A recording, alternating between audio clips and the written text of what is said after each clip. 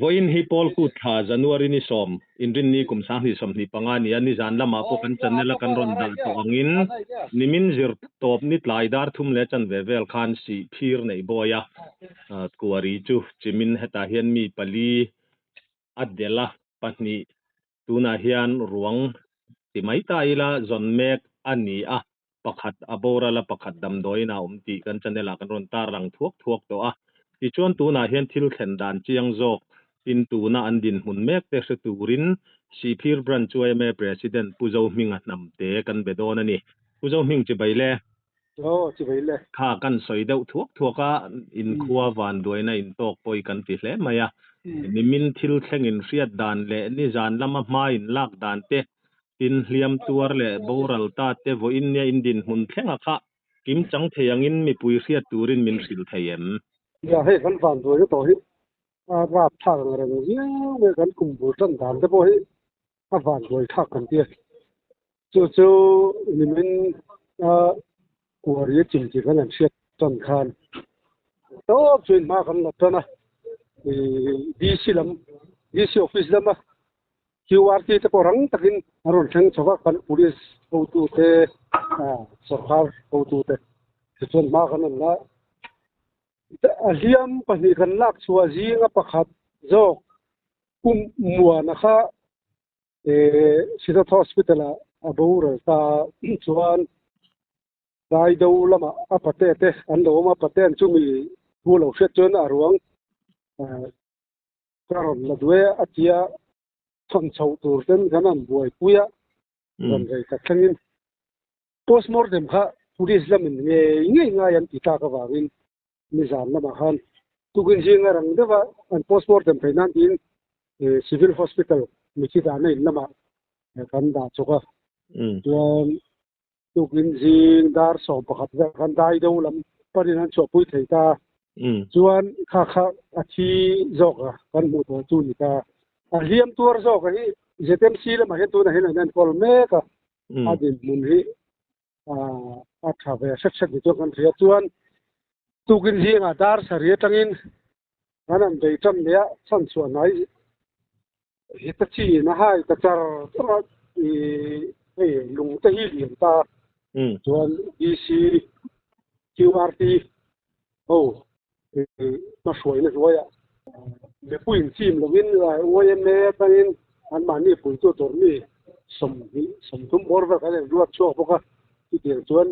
kana dila uji te kan che kan home minister te central way me shoi tu te Aizol DC te le sarkar poi mo dang ten nen ron so kan malak dan te ron nen puya kan lom ko moya te tan pui ne te nin ron te kan dial te mele phai chon ni ja na thang toin nin ron ngai bena ruang in thon dan tur tung chang thangin boin ni thangin ayo asan waron tira mi ron uap char tunga ka dial te mele kha pura san sang ku cha te khani mo gan din mun ri aron ngai ben na ambulance po atu la man tur ron ni ko sa chunga po kan lo ta tin home minister te ati central way me te Aizol DC kitang te mining geology and mining department lampang an engineer te khate te khan ma kanan la chho le atu kin jinga ei tun din huna hian hitachia khai thei lo lungpui lian atama wangin kanan hal dara mithiam ten hal na to ren buat se mining lam mithiam ten kanan hal dara tuna hian kanan hai le me kani chu voina hian kanin hai chong mon ngam ti te po kan nei tua kan bei si lo de urum kanin hai chong mon ngam ti te po lung hi la lian rom sia asang a thuk bok sia mo kha tiang vel khan tun kan din chu lai chu pu jo ming khami tu na khan mi patni kha an lat tang ti kha chiang a ti ro chu ti ni chon ni nungdama an om kha a bei seyom to lo ania ruang zong me khan ti po khain tha sunom lu tuk to lovin ka sia ani le kha an om na lai om vela ani nge ya in riat in nem hey an thau pui ten mo khamini khan adel man lo tan chuak an tama da thok ve thau kha ta in sa seng man khan oma chu khan mi te khan an rin na lai o mang heti lai in on kheng chuak ve phananga an ti lai vel kha kan han rin hai deu pakhatani tun din buna chuan an thian te chu lai chu ani nge ang a han ti po kha rin thu deuh mai khan hai zon kha ngai ti na ni mo chu ka ngai tu na pakhat lo om chu enge mo ui fing te mo khatiang man le ngai tu na te kha in nem khatiang lo pakhat chu din buna chu kan na nei wa an tho pui a thian te na ti lai zo ni chu an on thang chuang man an on tlan chuang man an ti kami ka kan bitum deuh chuk mai sin tin ui fing po kha mang po ni la alung a hi allen ne mo wangin ai char chon na sa lo ko mo kha ui fing tan po hin ton de mi ti ge tak ju lo mai the te kan an ti ri ro deuh ni chu ni e khan lai ka ngai tu na lo om ania ti cham pu zo ming hliam tuar dam doi na en kol mek khatu nge ani tin atang ate po khatu te nge ni a in riat an identity a kha soyare mem hliam tuar pakhat ZMC kanen kol mek hi mani sipirmi anu puiten hena khosan ni ta chu pakhat zo ka hi chu kan soi to kan dai do lampang mi ta loko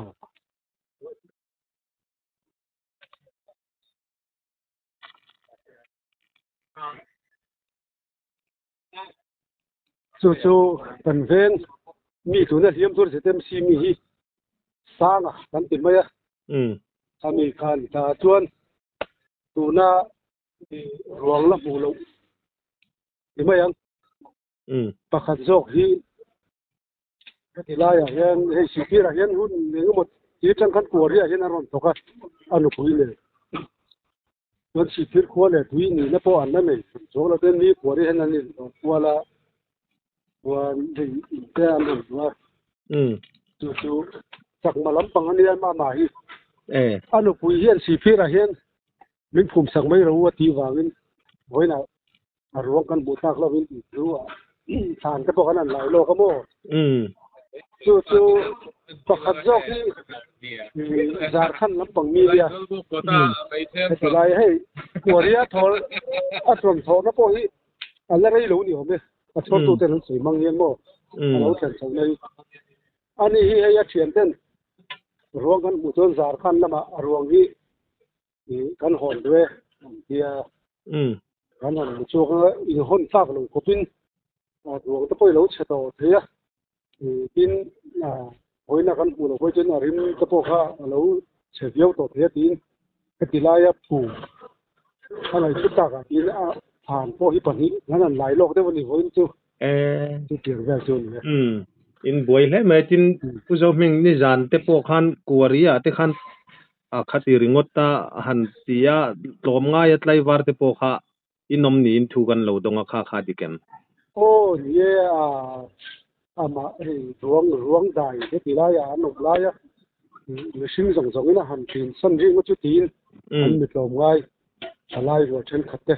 te tilai mu na hian ni jam na ma han ni an te wani ni jam in pak omin kha nun je moi mi zo tlom ngai na in lan chuatir na kharo pui hleng ka ria chu wangania kan zo fia deuh khap na chan che aro pui kan tia si phir khotlang in chat dan kan lo hmuwa social media te in fak om kan ti tak mewa ke ni po report a chiang jok deuh te po kan ron bei sei na in boi dan tur te kan han ria du angin kan ron be in ma in thafung chawa min lo ria thiam po kan nge na ka kan ngen na angin tuna hian in thlen chin mek te in bei sei dan na te po min han rila mi pui ria turin lom thu kan soi ni sela pathian zara tuang tak te pon han mu thei thuai ula adu om hle mai ti kha kan soi du a ti chuang kan hanin bia ka khan report min pe ka khan soi mai emoni lo po in anu kharna na han soi du sim sim te inayem kan sarkar hu tu te yen men non ngai kan puye me moya kan lo me matin te kan chanom ran se point men non ngai kan puya ton pui ne te men non te ya te kan an chunga te ko kan lo ma si vir ven run te sele si pran pian chi te ati te kha ga tha te pon ron tho so puya aber chu sing tan yen an chet ngai na lo wa win mi sing kha chu yan ene mo pala lo ma an che pat thei turang han kan ring chu ni ma ya kan sor khai kan chet to no chu cha hian kan CP DC te ne kan to ho na thai king ro mo na kan sia ma ta te khan ko ni kan VCP ho ko mun san sana an han vil kuala an chunga te po khan lo thu kan sei se kan DC te chunga te an chen ron chuai na thloi tu te sarkar hruai tu te atiang khan masis chet in point ni hun thang hen millat chilani atiang dal khan ya har satna enga mo palkwa te vat thei torin sarkar ho tu te poi duty to anon la da an fa po mo tin hoi na hian kan mu lo ta ni chuan za te ti ni lo van lung hi to le mai phei te te kha mo wa win ai no mo an du to kun ka chu kan nei ra kan an ngai le ga ni na po ti lama an mu na chon kan bai chun jan tur kan an ngai de kan in na hei le lama chon kho chung tang hian sa tham dewa ei le in turang chi te po hi hei wai me ten kan an buat saya so chiar chi te tak sa te po hi a chau ve de to ne no te po hi ham de chu to me yang za khan ni lo ma ani don li to po hi call ri beng chengkara ini naw kwal de reng ini naw kwal de reng khangai ve don pok sia mo kha kan an chen chin de chu nim de CP ra tang khan eng tiang ve la hlang e kilometer bor la chu nia nga ani tak chu chuan ni e zo mai che ka nei lokin ka sia an call kha hitachi kan han ti ang khain manga nga te ro engzat nge call pakhat chawe min man call pa hi kan manga hei na chin deu la kan call man pakhat jok hi a ble ta hi a chetat me pakhat jok ku na hian a chun zom le me ka a pa hi hian kan man thei chuan pakhat jok hi kan siam thale ke chuan an pa hi hian thok se pakhat hian lung ve le ron the ka tok me se ko nga hi nei pakhat hian lo clear se ti ti ta ka kan nil ro chuan om deu ani chu tin englo motor del chiat kha nei bokem mi sei a kwari na nei tu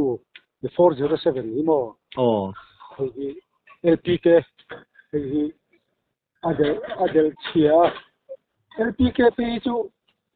lo se chon machine dang te po hi riam mananga ti te po kha nei chu na chu no LPK hian lung lo to kha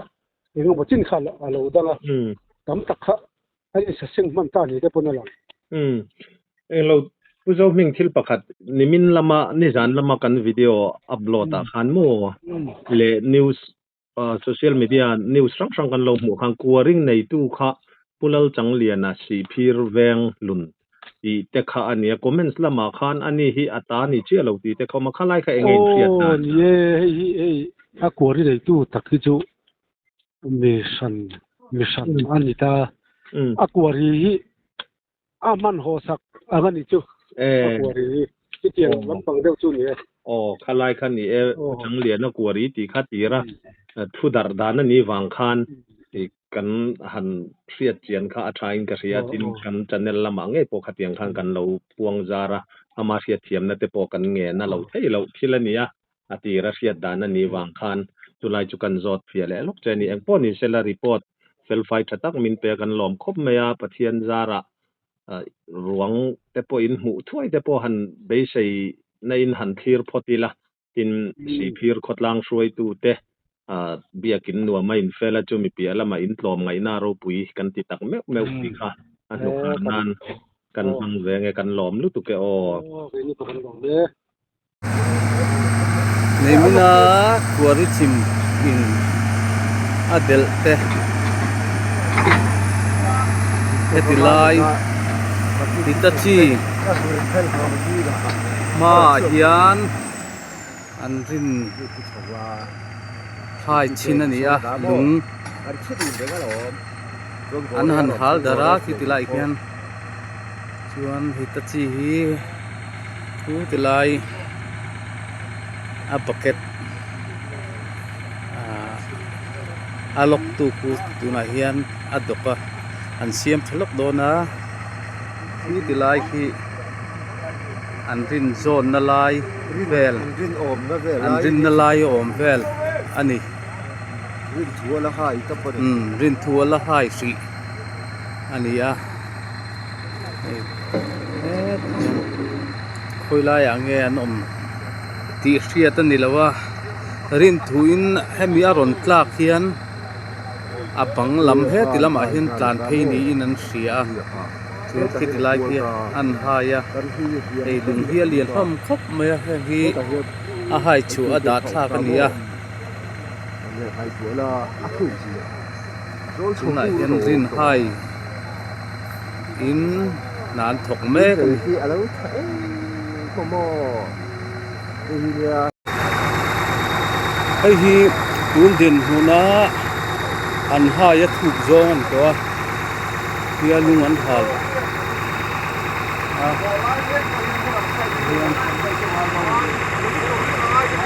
ai hian hai chuan ta hin hai chuan saklam pia ron tol leng at hian mi sing hi tu tilai zon phela chuan an om rin an hiya rin dan mai nia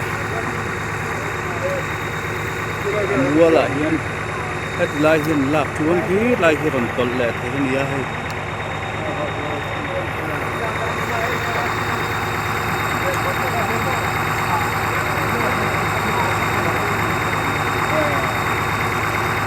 hian a chin chang kha deuina han ena among hi la hai thung lo dewa hian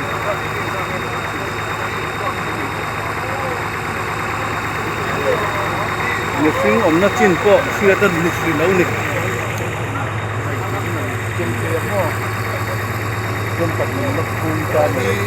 hian pati mi pahni ala chil me ka ni alung ni turu khop mai haya lian khop mai tian an hal dar to zo ka lung hi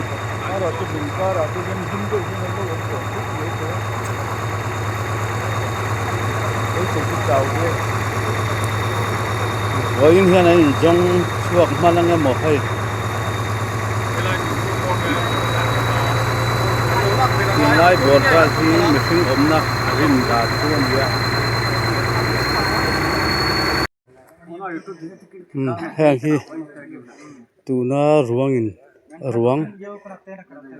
laphor chualo a tho puite an ni a pakhathi mani lo karon thok ania chuan pakhathi chu heta umreng to ania samala jok hi an thian te hian ron trela tian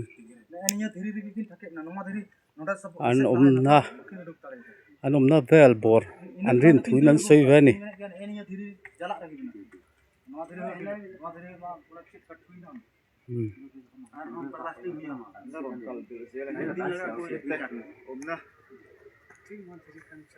Oma an rin chu han soya han ko ka amaro chu khui lai ka ne na si lo sakhi na thi na mu thian tan ngai saka ti hian hei an omna tur om ang an ko pul kala ni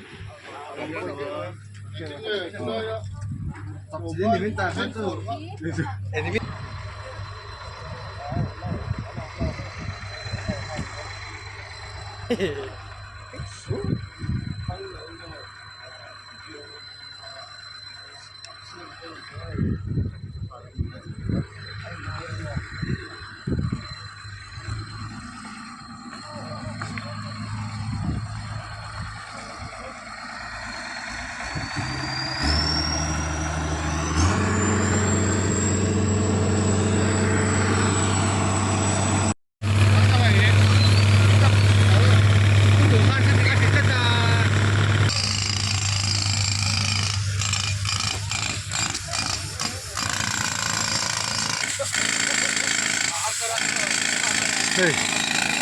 lung hi alian turu lu to ka. JCB hai ruwa le lo bangin. Al da tura fer me ka ni. Ra thang to ka. Ai khon le nam lo.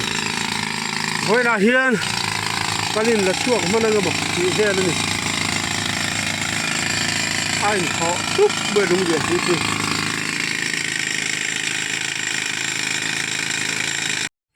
In hal zo tia. Sum de nu la an hai le ngai hi la bon don khap ma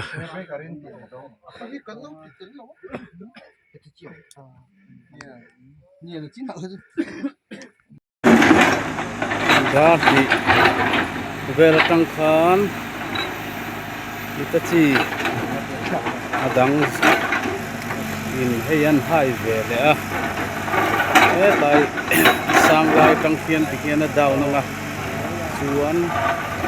adin na vel kin hai na ti khian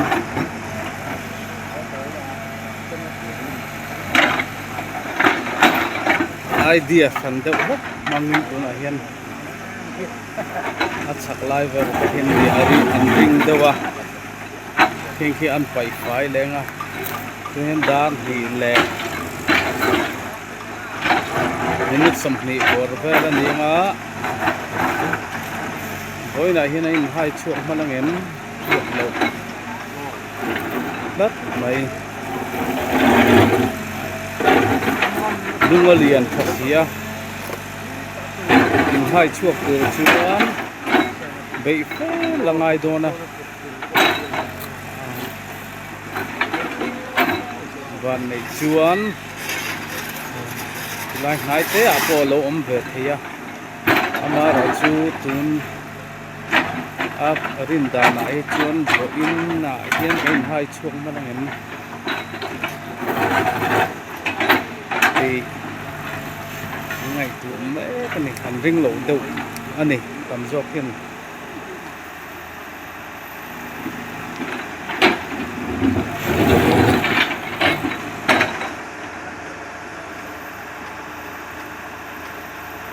itachi hian tuna hian ate jok na in avai chak jok a hai chak jok do wa